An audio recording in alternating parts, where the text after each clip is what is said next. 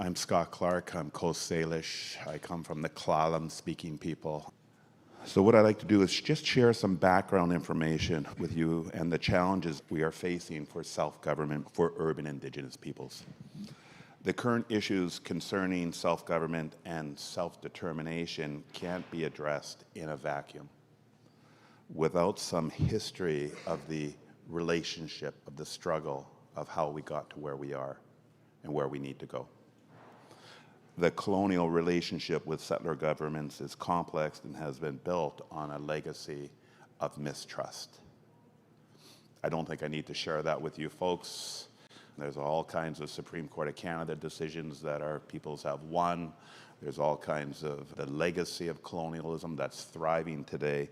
And the relationship of building trust with all levels of government is we're at a critical point now, and governments need to stand up with integrity. The crumbling legacy of the Indian Act regime is the backdrop to this issue.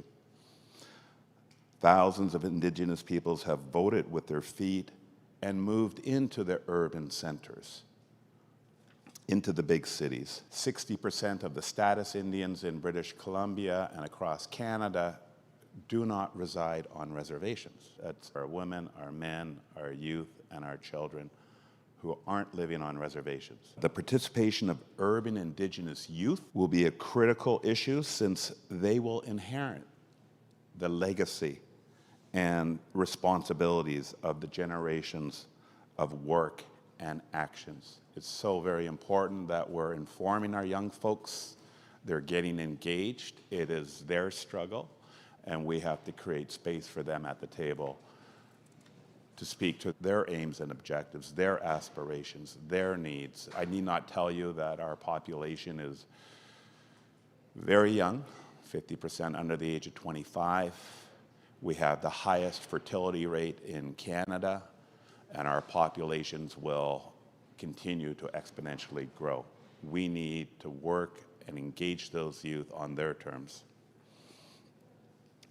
I need to remind the fellows and the gals here about the 1992 Charlottetown Accord, which was negotiated by the federal, provincial, territorial governments and representatives from the Assembly of First Nations, the Métis National Council, the Inuit Taparisat, I can never say the last name, and of course the Congress of Aboriginal Peoples.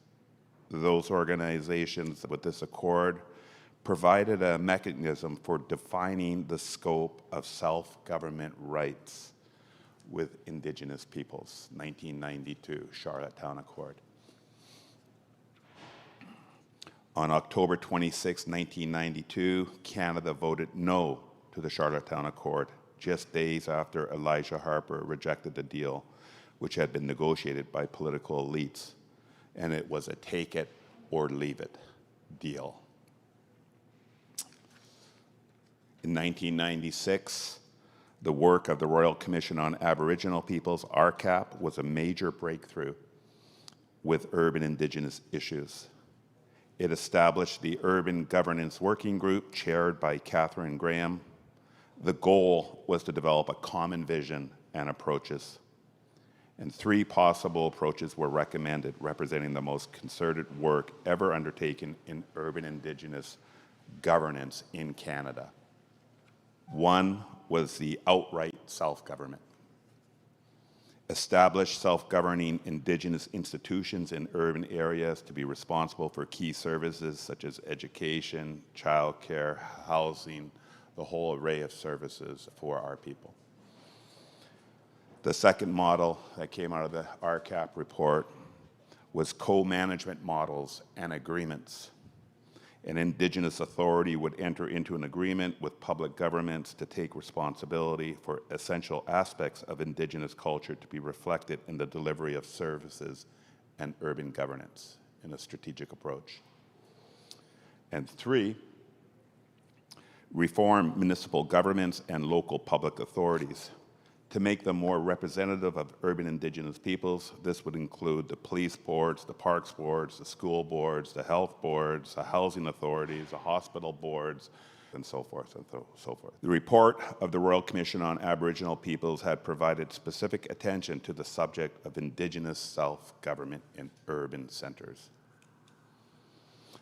When the federal government responded to the RCAP report, no major commitments were made with urban issues. The Congress of Aboriginal Peoples, along with the Native Women's Association of Canada, were very critical of the federal government's failure to respond then, and not surprisingly, today. In 2004, 2005, the Colonial Accord process, 14 governments, our 5 national Indigenous organizations agreed on an agenda for action. The Accord was a comprehensive, multi-year, multi-level agreement for $5.1 billion. This accord died when the conservative Harper government was elected in 2004 and was not revived when Justin Trudeau was elected in 2015. In our urban Indigenous communities, there will be an opportunity to blend the approaches of traditional First Nations governance with contemporary ones. The National Centre for First Nations Governance has set out 17 principles for effective governance. 1, the people, the strategic vision, the meaningful information sharing, and participation in decision-making. The land, second major area is territorial integrity, economic revitalization, and respect for the spirit of the land. Next major area is law and jurisdiction.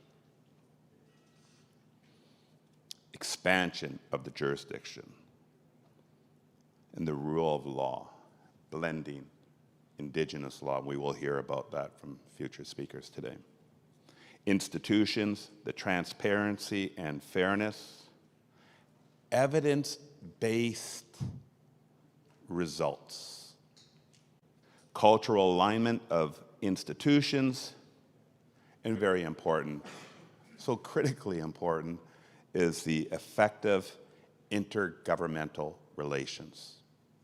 We are subject to federal, provincial, civic, and all the other institutions that they govern, health boards, community centers, parks board, everything.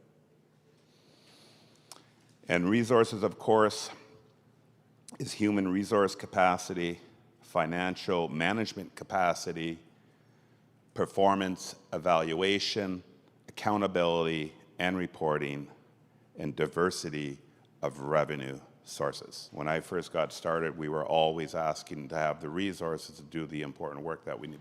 This is still going on today. There will be an important issue to consider in the transition to urban Indigenous self-governments and self-determination. The development of urban Indigenous self-government must be inclusive of all Indigenous peoples.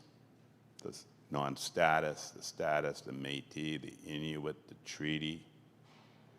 We haven't talked about it here today or even yesterday, but the Supreme Court of Canada Daniels decision, which recognized after 17 years that the Congress of Aboriginal People took Canada to court,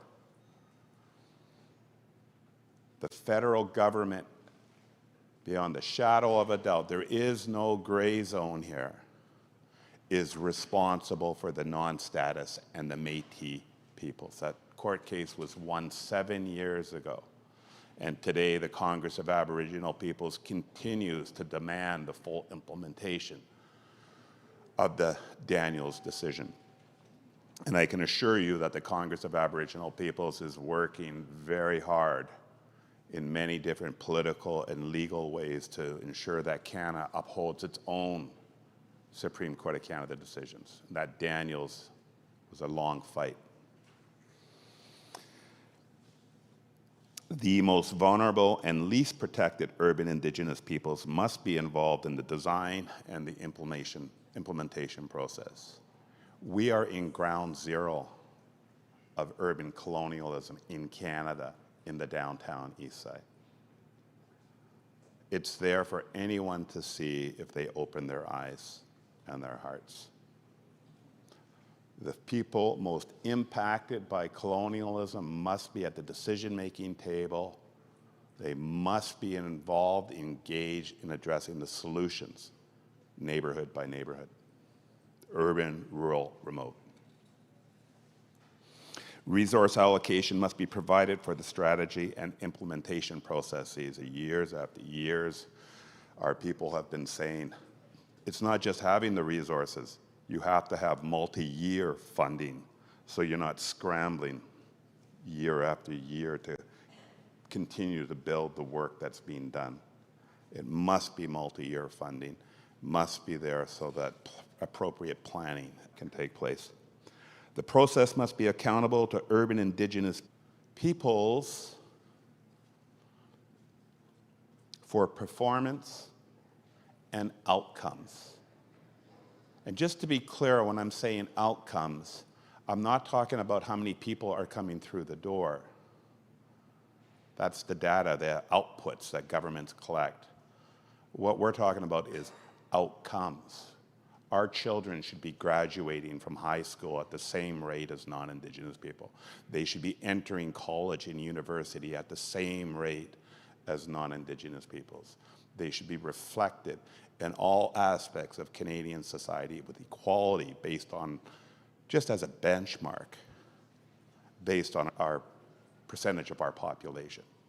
If we're 5% of the population, we shouldn't be 45% of the homeless population. If we're 5% of the population, we shouldn't be 62% of the children apprehended. Common human basic rights. That accountability back to the people, I'm not talking service organizations here. I'm talking representative advocacy organizations from local levels, provincially, and federally.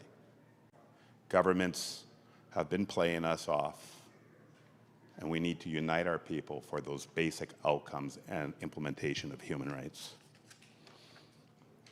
NWIC believes that effective governance will be a blend of Indigenous principles, values, with the modern realities of self-government. No governance system is perfect, and the path to reconciliation will involve making choices and encouraging participation and responsive leadership. 2023, you're going to hear from other speakers that have been here in 1969. A whole lot of the same issues. Outcomes are getting worse, and we need to work collaboratively on the principles of unity to change the systems so we can change the outcomes. So with that, I want to thank you for taking the time to hear this presentation. Haichka.